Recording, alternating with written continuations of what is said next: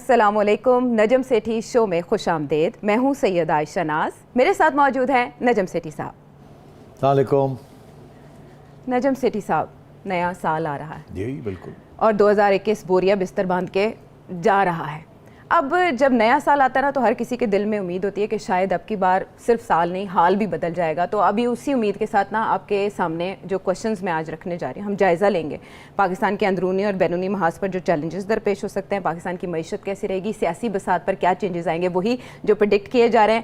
ہر حکومت آتی ہے تو پریڈکشن شروع ہو جاتی ہیں، وہی ہوگا یا اس سے کچھ ہٹ کے بھی ہو سکتا ہے۔ اس سال تو آپ کی چڑیا کا دانہ پانی بھی بڑا مہنگا ہو گیا تھا نا، تو اس کے لیے اس کی بڑی مشکلات تھیں۔ بہتر ہوگی امید، معیشت ہماری دھچکوں سے باہر آئے گی، وینٹیلیٹر سے مستحکم ہو پائے گی اس کی حالت، اس پہ بھی بات کریں گے۔ لیکن سب سے پہلے ہم نا ذرا سیاسی میدان کی طرف آتے ہیں جس میں بہت خبریں گرم ہیں، سرد موسم ہے، اور ایسا ہر سال ہوتا ہے سیٹھی صاحب۔ اب کی بار زیادہ یہ ہے کہ ڈیڈ لائن قریب آتی جا رہی ہے اور بہت سے اگلے محاذ حکومت کے لیے کھل رہے ہیں۔ ابھی تک منی بجٹ کے حوالے سے حکومت کچھ نہیں کر پائی، لیکن پوری امید ہے کہ کر لیں گے۔ یہ سال کس کے لیے کیسا چیلنج ہوگا؟ دیکھیے سیاسی طور پہ تو اس وقت جو بات چل رہی ہے وہ یہی چل رہی ہے کہ کیا اس سال تبدیلی ہوگی کہ نہیں حکومت میں جی، اور جو چرچا یہی ہے کہ جی وقت آ گیا ہے خان صاحب کو بوری بستر پیک کرنے کا اور گھر جانے کا۔ مگر اس وقت تک کچھ بات ہمیں پتہ ہے، کچھ باتیں نہیں پتہ۔ ایک بات کا پتہ ہے کہ خان صاحب اور اسٹیبلشمنٹ کے درمیان جو سیم پیج بیانیہ تھا وہ فارغ ہو چکا ہے، یہ ہم سب کو پتہ ہے، اس کے اوپر کوئی ڈینائل نہیں ہے، جو مرضی حکومت کہے، مگر بات یہ حقیقت ہے۔ ٹھیک ہے، ہمیں یہ بھی پتہ ہے کہ خان صاحب بڑے پریشان ہیں اور خان صاحب اس وقت خوفزدہ ہیں کہ شاید ان کی چھٹی ہونے والی ہے۔ مگر جس بات کا ہمیں یہ نہیں پتہ کہ یہ کیسے ہوگی، کیونکہ اس کے اندر اور کھلاڑی بھی آ جاتے ہیں۔ تو پہلی یہ دو باتیں تو ہو گئی طے۔ اگلی بات یہ ہے کہ ہمیں یہ بھی پتہ ہے کہ نواز شریف صاحب کیا سوچ رہے ہیں، اور ہمیں یہ بھی پتہ ہے کہ ان کی خواہش کیا ہے، اور مگر یہ نہیں پتہ کہ اگر انہوں نے اسٹیبلشمنٹ کے ساتھ کوئی ڈیل کرنی ہے تو اس ڈیل کی نوعیت کیا ہوگی، کیا اس پہ لین دین ہوگی، کیسے ہوگی، کب جا کے امپلیمنٹ ہوگی، یہ بھی نہیں پتہ۔ مگر یہ پتہ ہے کہ کچھ ہونے جا رہا ہے، یہ پتہ ہے۔ اسٹیبلشمنٹ کی طرف آئیے آپ، ہمیں یہ پتہ ہے کہ اسٹیبلشمنٹ کو نے فیصلہ کر لیا کہ خان صاحب نے جانا ہے، کیونکہ خان صاحب کے رہنے کے ساتھ اسٹیبلشمنٹ کی بڑی سبکی ہوئی ہے، اور یہ وہاں ٹاپ ایچلانس ٹاپ لوگ جو ہیں وہاں کے، انہوں نے یہ فیصلہ کر لیا۔ مگر ہمیں یہ نہیں پتہ کہ آرمی چیف جو ہیں اسٹیبلشمنٹ کے جو ہیڈ ہیں وہ کیا سوچ رہے ہیں۔ انہوں نے اپنی سوچ جو ہے بڑی کلوز رکھی ہوئی ہے، کیونکہ ان کی سوچ بڑی اہم ہے، اس کے بغیر کوئی تبدیلی نہیں آ سکتی۔ تو ہمیں بہت سی باتیں پتہ ہیں اور بہت سی باتیں نہیں پتہ۔ تو اس لیے میں یہ آپ سے کہوں گا کہ تبدیلی تو آئے گی، حکومت تو جائے گی۔ کون سی حکومت آئے گی، کتنا عرصہ رہے گی، کس طریقے سے آئے گی، ان چیزوں کے اوپر ابھی تبصرہ کرنا شاید مناسب نہیں ہے، بیکاز اس میں بڑے آپشنز ہیں اور بڑے پرمیٹیشنز اور کمبینیشنز ہیں۔ اور کیونکہ ہماری چڑیا بنی گالہ تک بھی پہنچ جاتی ہے، ماڈل ٹاؤن تک بھی پہنچ جاتی ہے، رائیونٹ تک بھی پہنچ جاتی ہے، لنڈن بھی پہنچ جاتی ہے، مگر چڑیا جو ہے وہ آرمی ہاؤس تک نہیں پہنچتی۔ اچھا، جی ایچ کیو میں ادھر ادھر گھومتی رہتی ہے، ریڈار ان کو بھی کر لیتے ہیں ڈیٹیکٹ۔ تو اس لیے میرا خیال ہے یہاں تک میں پریڈکشن کر سکتا ہوں کہ عمران خان صاحب کی حکومت یہ سال سروائیو نہیں کرے گی۔ اب آئی بات وہ دوسری والی بات، وہ میں نے ابھی اس کو اوپن چھوڑ دیتے ہیں، جیسے ہم ڈیولپ کریں گے تو پھر بات کر سکتے ہیں اس کے اوپر۔ اچھا، لیکن آرمی چیف کی سوچ کے حوالے سے جب یہ حکومت آئی تو پہلی خب باجوہ ڈاکٹرائن پر عمل درآمد کی۔ اب ہم دیکھ رہے ہیں کہ ایک نئی پالیسی بنی ہے جو کہ پارلیمنٹ سے باہر جسے کہا جا رہا ہے کہ وہ بنی ہے، اس پر آپ یہ کل کہا آپ نے کہ نیکسٹ ویک جب وہ انویل ہوگی تو ہم اس پر بات کریں گے۔ سوال یہ ہے کہ اگلا سال بلدیاتی انتخابات کے حوالے سے، فورن فنڈنگ کیس کے حوالے سے، اور اس کے علاوہ لوکل گورنمنٹ پولز پنجاب میں اور کے پی میں جو سیکنڈ فیز اب مارچ میں کہا جا رہا ہوگا، اس حکومت کے لیے کیسا چیلنج ثابت ہو سکتا ہے؟ اس سے پہلے کچھ ہو جائے گا یا اس کے بعد؟ دیکھیے یہ حکومت کی تو کوشش ہوگی کہ جتنی دیر سروائیو کرے وہ کر لے، مگر جیسے میں نے کہا یہ ذرا دیر سروائیو نہیں کریں گے، اور جو مشکلات ان کو آگے آ رہی ہیں وہ اسٹیبلشمنٹ کی ہیلپ کے بغیر ان کو اوور کم نہیں کر سکتے۔ اور اگر اسٹیبلشمنٹ نے یہ فیصلہ کیا ہے کہ انہوں نے جانا ہے تو سونر اور لیٹر وہ جب ان کی ضرورت پڑے گی اسٹیبلشمنٹ کی تو اسٹیبلشمنٹ ساتھ نہیں دے گی۔ جیسے وہ ابھی جو 33 بلز انہوں نے پاس کروائے ہیں، اگر اسٹیبلشمنٹ ساتھ نہ دیتی تو نہیں پاس ہو سکتے تھے۔ اسی طریقے کے ساتھ ابھی اگلے 2-3 دن کے اندر 2-3 اور بلز آ رہے ہیں، اگر اسٹیبلشمنٹ ساتھ نہیں دے گی تو فارغ ہو جائیں گے.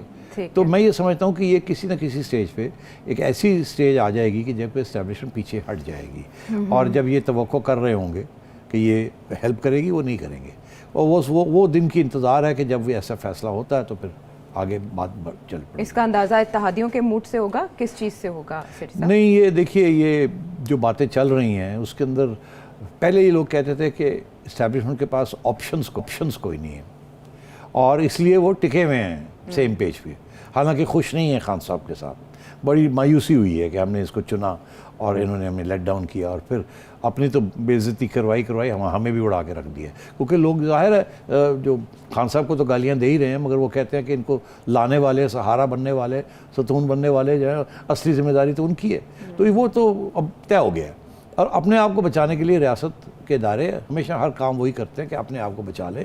کسی اور کو اوور بورڈ پھینکنا ہے پانی میں, سمندر میں, تو پھینکو یار, اپنے آپ کو بچاؤ. تو اب میرا خیال ہے وہ صورت آئی بھی ہے. تو کچھ وقت لگتا ہے اس کو, ایک دفعہ ایک طرف فیصلہ ہو جاتا ہے کہ جی ان کو جانا ہے, اگلا فیصلہ آپشنز کا ہوتا ہے کہ اب آپشنز کیا ہیں, اس کے اوپر پھر کام ہوتا ہے, پھر اس کے اوپر نیگوسیشنز ہوتی ہیں, پھر اس کے اوپر گارنٹیز لی جاتی ہیں. تو یہ چیز چل رہی ہے. دل کے قریب کون ہے؟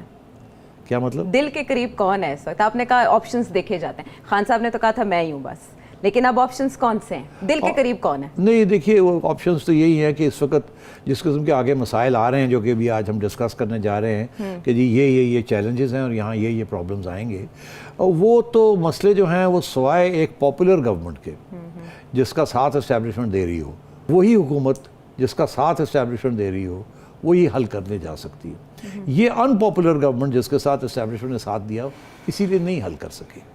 اب پاپولر اس وقت سب سے زیادہ نون لیگ ہے جی, سب کو پتا ہے کہ آج آپ الیکشن کرائیں تو نون لیگ جیت جائے گی, یہ تو سب تسلیم کرتے ہیں. تو اس لیے اگر بات کرنی ہے کسی کے ساتھ آپشنز میں, تو نون لیگ کے ساتھ ہی بات کرنی پڑے گی. اب نون لیگ کے ساتھ بات ہو رہی ہے, وہ نون لیگ کر رہی ہے, اسٹیبلشمنٹ کر رہی ہے. اب بات یہ ہے کہ نون لیگ میں دو رائے تھی ہمیشہ, ایک شہباز شریف صاحب کی رائے تھی, ایک نواز شریف صاحب کی رائے تھی. شہباز شریف صاحب کی رائے یہ تھی کہ ہمیں بات کرنی چاہیے, نواز شریف صاحب کی رائے دی تھی کہ بات کرنے کا فائدہ کیا, وہ ہماری بات تو سنتے نہیں ہیں. میرا خیال ہے کچھ تبدیلی آئی ہے وہاں بھی, کیونکہ اسٹیبلشمنٹ کی طرف سے بھی کچھ تبدیلی آئی ہے. جیسے انہوں نے یہ فیصلہ کیا کہ انہوں نے جانا ہے اور ہم نے اور آپشنز دیکھنے ہیں, تو جب آپشنز دیکھنے لگے تو ان کی طرف شہباز شریف صاحب کا آپشن جو ہے وہ قبول ہے ان کو.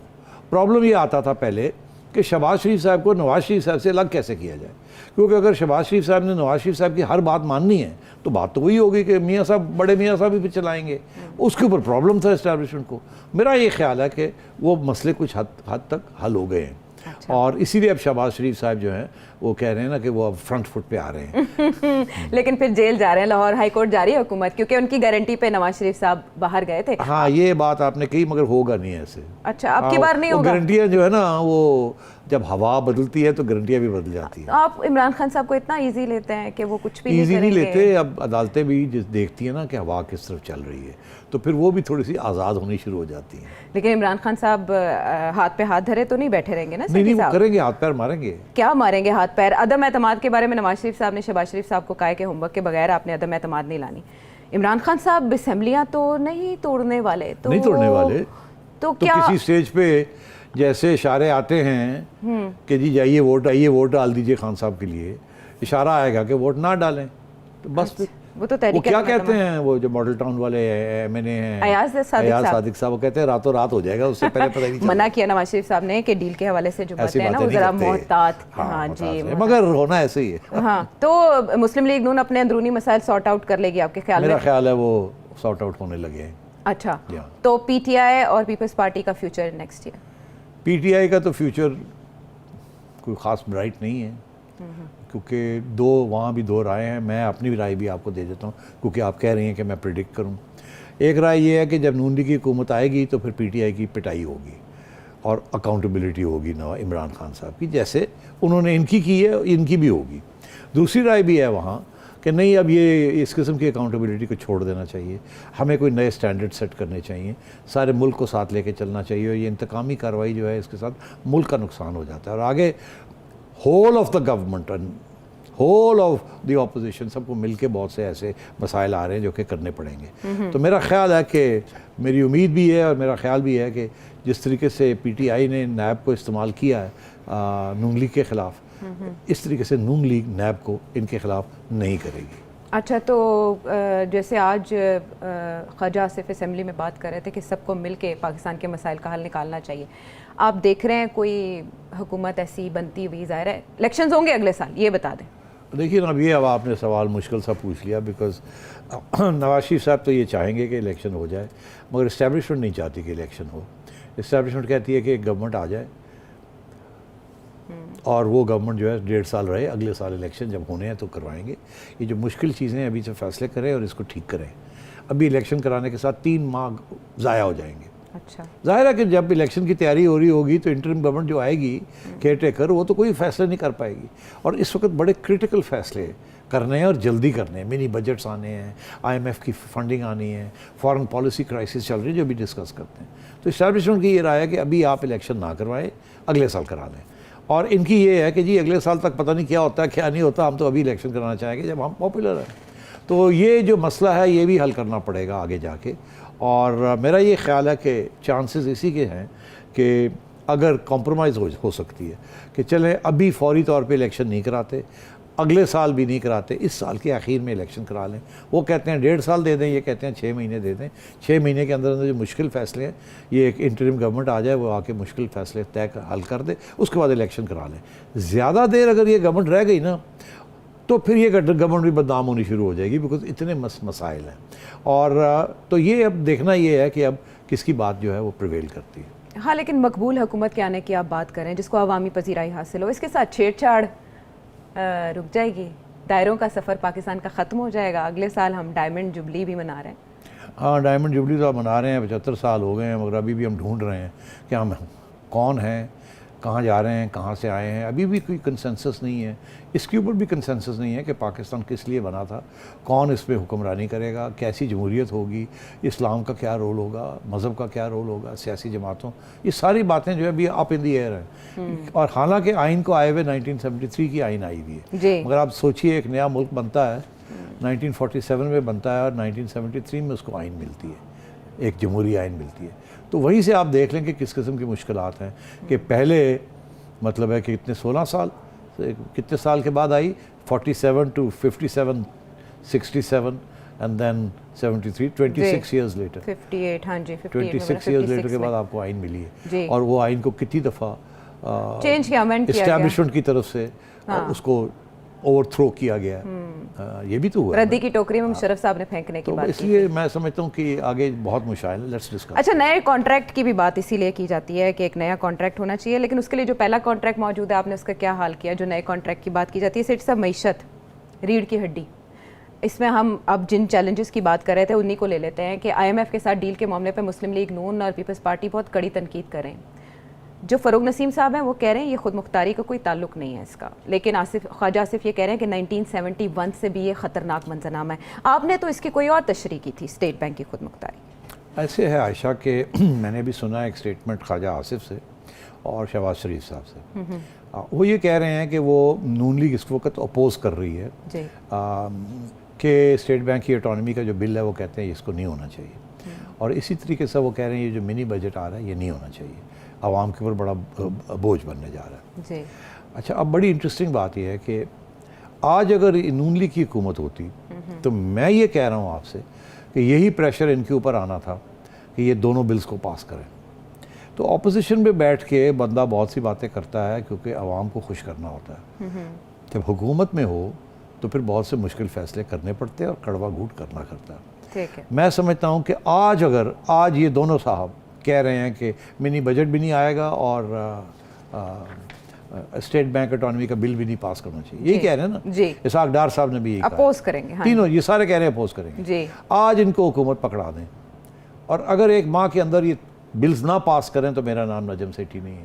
تو میں آپ سے یہ کہہ رہا ہوں یہ ہے سارا مسئلہ اس ملک کا کہ جو ہمارے پرابلمز ہیں نا وہ اپوزیشن میں بیٹھ کے آپ جو مرضی کر لیں, جب حکومت میں ہوں گے تو آپ کو بڑے کڑوے گھونٹ کرنے پڑیں گے اور عوام کو ساتھ لے کے چل. اسی لیے میں کہتا ہوں کہ اگر پاپولر حکومت ہوگی تو شاید عوام اس کو لے, کیونکہ عوام اور برداشت کر لے, اور برداشت کر لے کیونکہ تھوڑے عرصے کے لیے, کیونکہ عوام لے کے آئی ہوگی. اچھا, مگر اگر ایک ان پاپولر گورنمنٹ ہے اور وہ یہ کرے, عوام تو اس کو اور گالیاں کیا اس کو آئے گی. تو اس لیے آپ کو پاپولر گورنمنٹ چاہیے to carry out unpopular policies.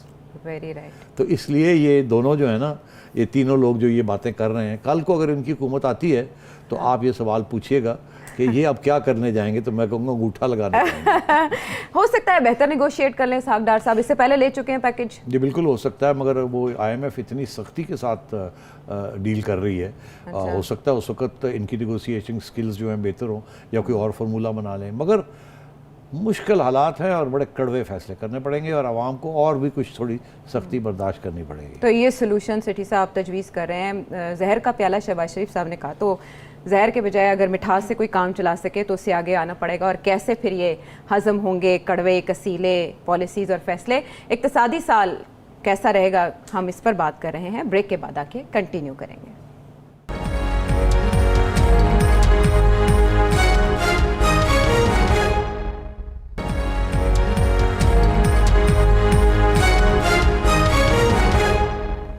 Welcome back to the شو. اچھا, جیسے ہم پروگرام میں بات کرتے رہتے تھے کہ یہ جو آئی ایم ایف کے ساتھ ڈیل ہے یہ ریاست کا معاملہ ہے, یہ کسی حکومت کا نہیں ہے. پھر آپ نے ٹربل بھی بتا دی کہ اگر کوئی اور حکومت آتی ہے تو اسے کیا چیلنجز فیس کرنے پڑ سکتے ہیں. 2022 کے لیے پاکستان کے میجر اکنامک انڈیکیٹرز ایسے کون سے ہیں جن پر نظر رکھنے کی ضرورت ہے؟ انفلیشن, جی ڈی پی کیا رہے گی آپ کے خیال؟ دیکھیے جی ڈی پی جو ہے وہ بہت اہم ہے, کیونکہ گروتھ اسی سے پتہ چلتی ہے کہ معیشت کا حال کیا ہے. جی, اس وقت شوکت ترین صاحب نے جو فارمولہ لگایا تھا اس کے ساتھ تھوڑی سی گروتھ ہوئی, مگر آئی ایم ایف نے آ کے روک دیا وہ, کیونکہ اس کے ساتھ اور بڑے مسئلے بننے شروع ہو گئے ہیں. مہنگائی بڑھنی شروع ہو گئی ہے, تو مہنگائی اس وقت سب کو تکلیف دے رہی ہے, پیٹ کاٹ رہی ہے. تو اس کی وجہ سے آئی ایم ایف نے جو چیزیں پروپوز کی ہیں وہ یہی کیا ہے کہ آپ کاروبار کے لیے جو پیسے لینڈ کرتے ہیں اس کا ریٹ آف انٹرسٹ بڑھائیں تاکہ وہ مہنگا ہو جائے, لوگ اتنی گروتھ نہ کریں. گروتھ کریں گے تو پھر یہی ہوگا کہ مہنگائی ہونی شروع ہو جائے گی. دوسری چیز یہ کہ آپ کے ایکسپورٹس وہ کہتے ہیں بڑھائیں, وہ اتنے بڑھ نہیں رہے ہیں, اور میری پریڈکشن یہ ہے کہ اتنے زیادہ بڑھیں گے بھی نہیں وہ. تو اس لیے ہمارے پاس balance of payments crisis, current account deficit, یہ سب پرابلمز آئیں گے. آئی ایم ایف کہہ رہی ہے پیسے اور ٹیکسز سے اکٹھے کریں. جی, ٹیکسز سے پیسے اکٹھے کریں گے تو جیبوں میں پیسے کم ہو جائیں گے لوگوں کے, جس کی وجہ سے پھر خرید و فروخت کم ہو جائے گی, جس کی وجہ سے پھر گروتھ گر جائے گی. تو میری یہ پریڈکشن ہے کہ ان کا یہ خیال تھا 4-4.5% اس سال جو ختم ہونے جا رہا ہے یہ ہوگی. میرا یہ پریڈکشن ہے کہ اگلے 12 مہینے کے اندر اگر 3% بھی ہو گئی تو بڑی غنیمت ہوگی. جی ہاں, تو اس کا یہ مطلب ہے گرے گی, اس کا مطلب ہے بے روزگاری بڑھے گی, اس کا یہ مطلب ہے انفلیشن جو ہے اگلے سال جا کے تھوڑی کم ہوگی, اور آپ کے قرضے بڑھیں گے, کیونکہ آئی ایم ایف سے بھی پیسے آئیں گے, ورلڈ بینک سے بھی آئیں گے, ایشین ڈیولپمنٹ بینک سے بھی آئیں گے, اینڈ سو آن. اور یہ بھی امکان ہے کہ گلوبل کموڈٹی پرائسز اگلے 6 ماہ کے لیے ابھی ہائی رہیں گی مگر پھر کم ہو جائیں گی. سو ان پرنسپل جو ہے گروتھ کم ہوگی اور ٹائٹننگ ہوگی پوزیشن اگلے 12 مہینے کی. اور ڈالر جہاں تک ہے اس وقت 180 روپے کا ہے, یہ عین ممکن ہے کہ یہ کرائسس کے وقت 190 تک چلا جائے. اور پیٹرولیم, ہاں پیٹرولیم پرائسز جو ہیں وہ اگلے سال کم ہونے جا رہی ہیں, global prices, due to the new variant international. نہیں, اس کے بہت سے ریزنز ہیں, بہت کمپلیکیٹڈ ہے, بٹ جنرلی پریڈکشن یہی ہے کہ oil supplies and demand and supply کی وجہ سے آئل پرائسز گریں گی. اگر آئل پرائسز گرتی ہیں تو آپ کے لیے اس کی فائدہ ہوگا, مگر گورنمنٹ جو بھی ہوگی پیٹرولیم کی قیمتیں, پیٹرول کی قیمت گرائے گی نہیں.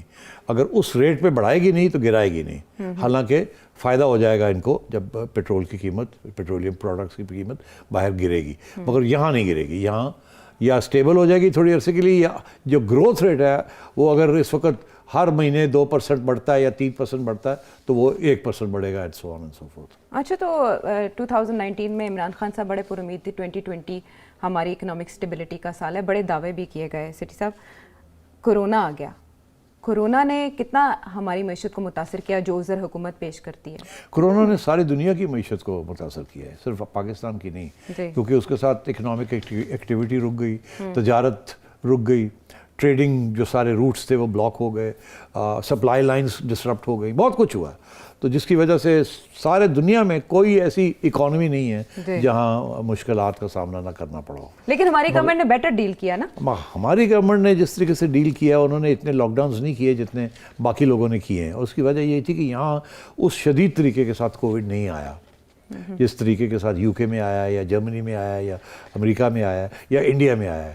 تو اور میرا خیال ہے اس کی وجہ ایک یہ بھی ہے کہ یہ زیادہ پھیلتا ہے جہاں اربن ایریاز ہوتے ہیں, کیونکہ وہاں کلوز پروکسیمیٹی میں لوگ ہوتے ہیں. جہاں دور دراز دیہاتوں میں زیادہ تر آپ کی آبادی دیہاتوں میں ہو تو وہاں کم ہی ہوتا ہے. اب چائنا میں اتنی انڈسٹریلائزیشن ہو گئی ہے کہ کوئی دیہات رہی نہیں, وہاں تو چھوٹی چھوٹی دیہاتیں بھی بڑے اربن ایریاز بن گئے ہیں, اس لیے وہاں بھی بڑے پرابلمز رہے ہیں. اور باقی دنیا میں بھی ایسے ہی ہے. آپ کی خوش قسمتی ہے یا بدقسمتی آپ سمجھیں, بدقسمتی یہ ہے کہ اربن ایریاز کم ہیں کمپیئر ٹو رورل ایریاز, کیونکہ اربن ایریاز میں گروتھ ہوتی ہے اور رورل ایریاز میں اتنی گروتھ نہیں ہوتی.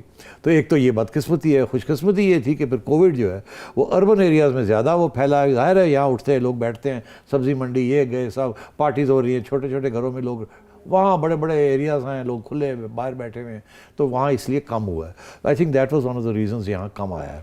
تو 2022 میں عوام کو کہاں سے ریلیف ملے گا؟ میرا خیال ہے کووڈ کا اتنا بڑا خطرہ نہیں ہے پاکستان کو, اچھا. تو یہاں تو ریلیف ہی ریلیف ہے. یہاں ہوگا مگر یہاں کوئی بڑے نہیں ہوگا, so we don't have to وری.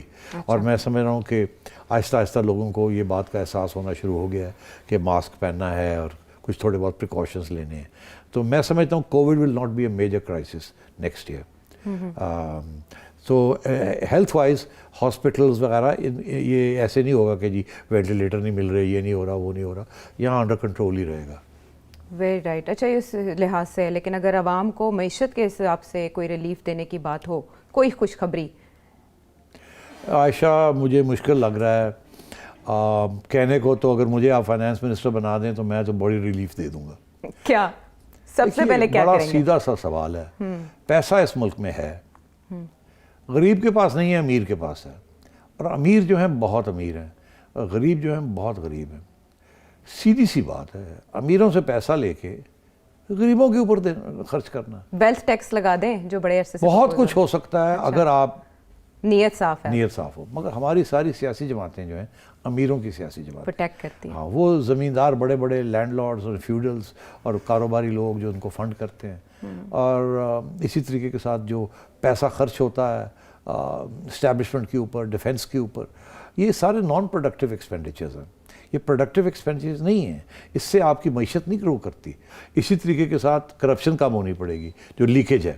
اسی طریقے کے ساتھ جو پیسہ ہے وہ غریبوں کے بہبود کے لیے کرنا پڑے گا, whether it's a health card اور ویدر اٹس انشورنس اور whether it is free education اور وٹ ایور اٹ از, جو بھی ہے, یا ویدر اٹس منیمم ویج یا پکے کانٹریکٹس اینڈ سو آن. بہت سی چیزیں ہیں جو کہ ہو سکتی ہیں غریبوں کے لیے. اور ظاہر ہے اس میں ایک یہ بھی فیکٹر ہے کہ فوڈ انفلیشن, اس کو کم کرنا پڑے گا, فوڈ انفلیشن. تو اس کے لیے بہت سی چیزیں جو ہو سکتی ہیں. مگر کیا امیر طبقہ اور امیر طبقے کی حکومت کیا امیروں سے کہیں گے کہ نہیں اب قربانی کا وقت آ گیا ہے, غریبوں کے لیے کچھ کرنا ہے؟ اگر وہ کرتے ہیں, میں سمجھتا ہوں امیروں کی جیبوں میں کوئی خاص فرق نہیں پڑے گا, مگر غریبوں کے لیے بہت کچھ ہو سکتا ہے. اور یہ مقبول حکومت ہی کر سکتی ہے. اور مقبول حکومت تو کر سکتی ہے, مگر آج تک کسی مقبول حکومت نے کیا نہیں ہے.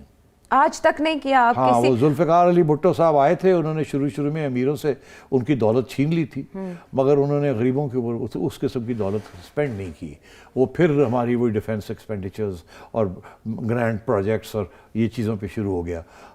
اب اگر نون لیگ کی حکومت آتی ہے اور اگر نواز شریف صاحب اور شہباز شریف صاحب اس کو گائیڈ کرتے ہیں, تو پھر ان کو یہی سوچنا چاہیے کہ اس ملک میں امیروں سے پیسے لے کے غریبوں کو کیسے دینے. اور اس میں اسٹیبلشمنٹ کا ہاتھ بھی تو چاہیے ہوگا. اس سے ظاہر ہے, اور میں آپ کو بتاؤں اسٹیبلشمنٹ کو اس بات کی سمجھ آ گئی ہے کہ اب یہ کام کیے بغیر نہ معیشت گرو کرے گی, نہ تعلیم آئے گی, نہ پاپولیشن کنٹرول ہوگا, نہ سیکیورٹی ہوگی, بیکاز سیکیورٹی ان چیزوں کے ساتھ بھی آتی ہے. تو اسی لیے یہ جو اب آپ نئی باتیں سن رہے ہیں نا, نیشنل سیکیورٹی پالیسی, جو ابھی تک ریویل نہیں کی مگر کریں گے, کیونکہ اس کے اندر یہ بھی ڈائمنشن ہوگی کہ یہ چیزیں غریبوں کے لیے کرنی ہیں, یہ چیزیں سیکیورٹی کے لیے کرنی ہے, اور تعلق ان کا آپس میں براہ راست ہے, مگر پیسے کہاں سے آئیں گے اور جائیں گے کہاں, یہ بھی بات کرنی پڑے گی. اور اس پہ جب یہ جیسے ہی انویل ہوگی سامنے آئے گی ہم بات ضرور کریں گے اس کے اوپر, کیونکہ جو ایک شخص کی خوشحالی ہے اسی سے پوری قوم کی خوشحالی جڑی ہے, اور بات یہی کی جا رہی ہے کہ عام آدمی کو تحفظ دینے سے متعلق ہے. ہم بریک کے بعد واپس آئیں گے, بہت سے اہم سوال ابھی باقی.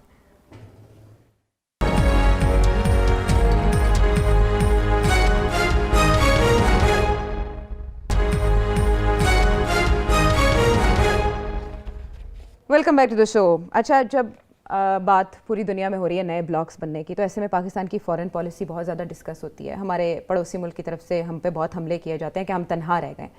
اس سال 2022 میں پاکستان کی فارن پالیسی کیا رخ اختیار کرے گی؟ دیکھیے, چیلنجز 3-4 قسم کے ہیں, اور میرا خیال ہے اس سے بہتر آج تک کسی نے کوئی بات نہیں کی جو جنرل باجوہ نے بھی حال ہی میں پچھلے سال بات کی تھی, کہ اب ہمیں, انہوں نے دو پوائنٹس ریز کیے تھے. ایک تو انہوں نے کہا تھا کہ جیو اکنامکس کی معیشت کی طرف توجہ دینی ہے, نمبر 1, جس کے اندر صرف گروتھ بھی نہیں ہے, ری ڈسٹریبیوشن بھی ہے آف ویلتھ. اور دوسری چیز یہ ہے کہ نارملائزیشن, ہمیں ایک نارمل کنٹری بننا پڑے گا.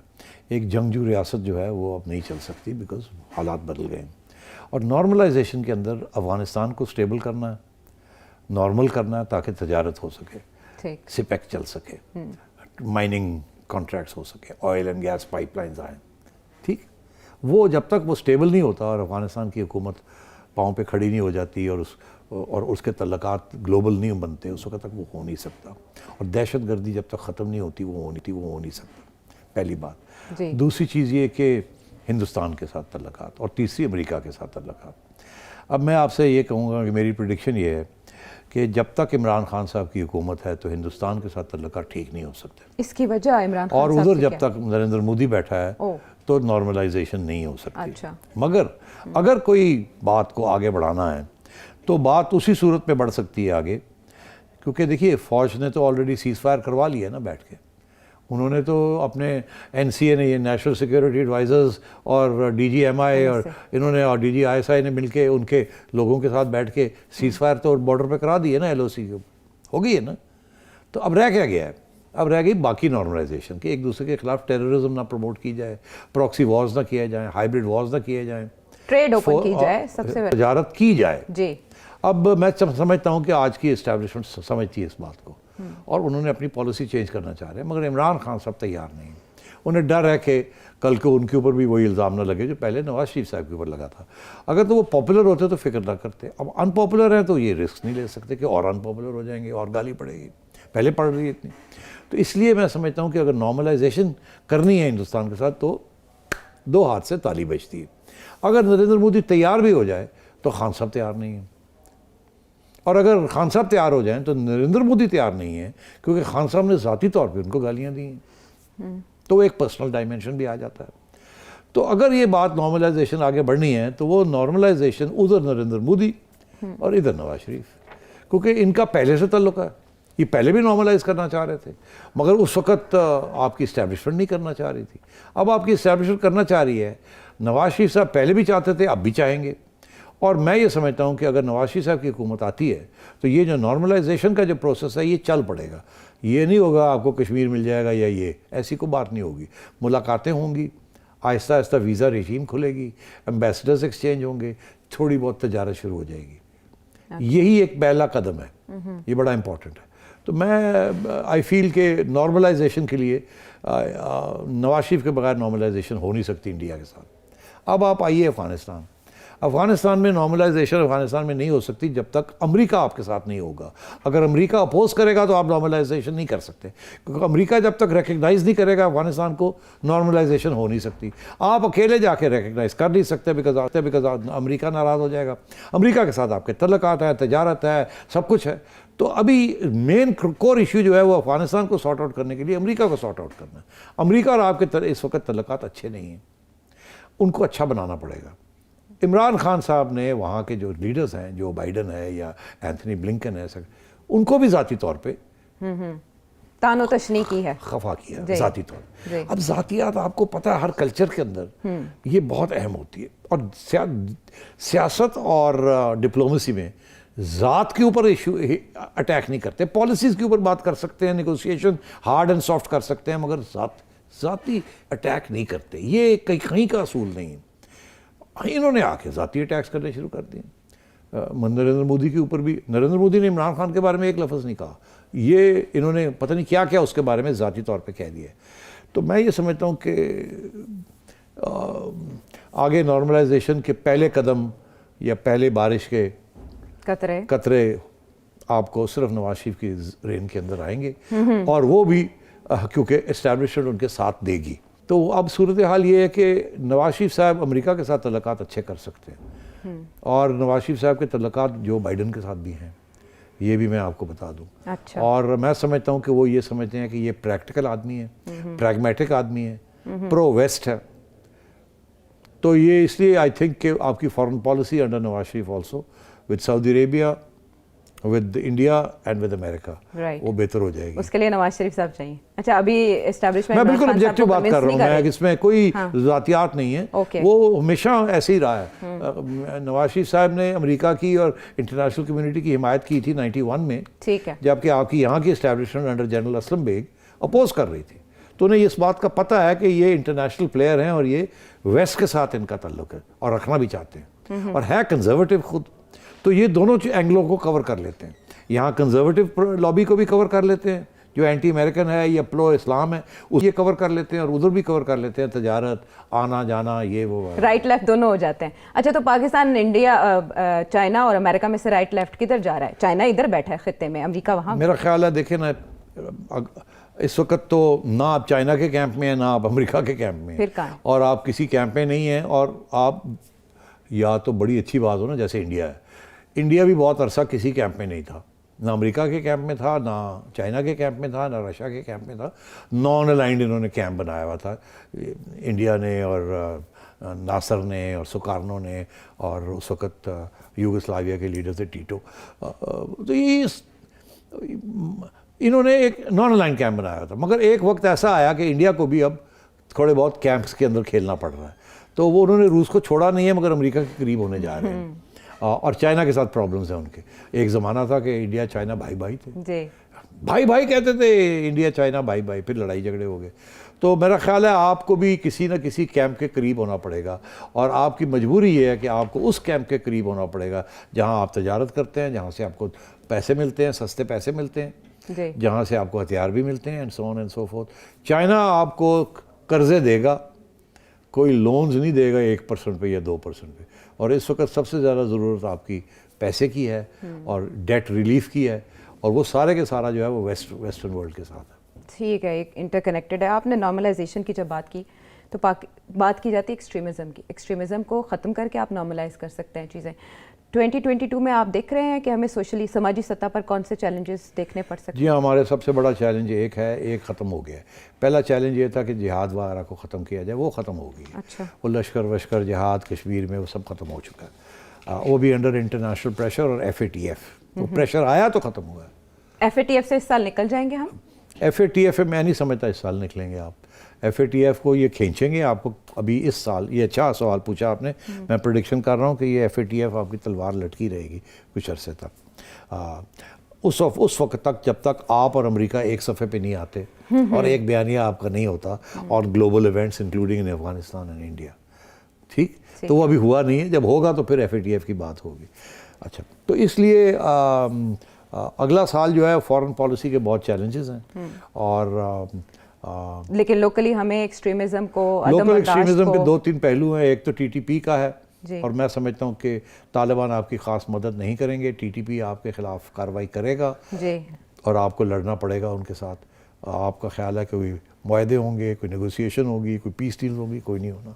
آپ کو TTP کو اٹیک کرنا پڑے گا, لڑنا پڑے گا, اور جہاں بھی ہیں اپروٹ کرنا پڑے گا. اس کے ساتھ آپ کے ہو سکتا ہے افغانستان کی حکومت کے ساتھ تعلقات خراب بھی ہو جائیں, مگر یہ جب تک ختم نہیں ہوگا تو آپ کے گلے پڑے رہے گا, اور آپ کے اس ملک کے it will be seen as a وہ جگہ جہاں سیف نہیں ہے, اور انویسٹمنٹ وہیں کہیں نہیں آتی جہاں ٹیررزم ہو رہی ہو. تو ایک تو یہ ایشو ہے ٹیررزم کا. دوسرا یہ ہے کہ ملیٹنٹ مذہب ملیٹنسی. اب یہ جو ٹی ایل پی جیسی چیزیں ہیں اگر یہ زیادہ ابھریں تو آپ کو بہت سیریس پرابلمز ہو سکتے ہیں. آج ٹی ایل پی جیسی چیزیں جو ہیں وہ ایف اے ٹی ایف کے نظر میں نہیں ہیں, بائنوکلرز میں نہیں ہیں. کل کو یہ بالکل آ سکتی ہیں, they can be labelled a terrorist organisation. اور اگر ایسے ہو گیا تو پھر آپ کیا کریں گے؟ یہ تو ایک آپ تو ان کو اسی لیے ہمیں یہ کہا جا رہا ہے کہ ان کو مین سٹریم کرنے کی کوشش کر رہے ہیں کہ یہ اب یہ ملیٹنسی نہ کریں جس طریقے سے انہوں نے ملیٹنسی کی ہے. تو میں یہ سمجھتا ہوں کہ اس ٹرینڈ کو ختم کرنا پڑے گا, اس کو ریورس کرنا پڑے گا. اس کے لیے بڑی مطلب سخت اقدامات کرنے پڑیں گے. سعودی عربیہ نے اس بات کو احساس کر لیا ہے اور وہ اب سخت اقدامات کر رہے ہیں کہ ملیٹنٹ اسلام, جو کہ وہ سمجھتے ہیں کہ اسلام ایکچولی کی پیسفل ریلیجن ہے, اور یہ جو ایک آف شوٹ نکل آیا ہے ملیٹنسی کا, اس کو اب دبانا ہے, اس کو نہیں ہونے دینا. جاننا تو میں یہ بھی چاہتی تھی کہ ڈیموکریسی امپروو ہوگی یا نہیں, لیکن وقت ہمارے پاس ختم ہو گیا. یہ بڑا ہماگیر پہلو ہے جس پہ بات کی ضرورت ہے. جاتے جاتے مجھے آپ سے ایک سوال کرنا ہے. 2022 یعنی آتے سال میں پاکستان ایک اسپیس مشن میں اپنے ایک پہلے ہیومن بینگ کو, انسان کو بھیج رہا ہے. اگر آپ سے پوچھا جائے کہ آپ کسے بھیجنا چاہیں گے, کون ہوگا؟ میرا خیال ہے صرف اسپیس میں نہیں, مون پہ لینڈنگ ہونی چاہیے. اچھا, چاند پہ؟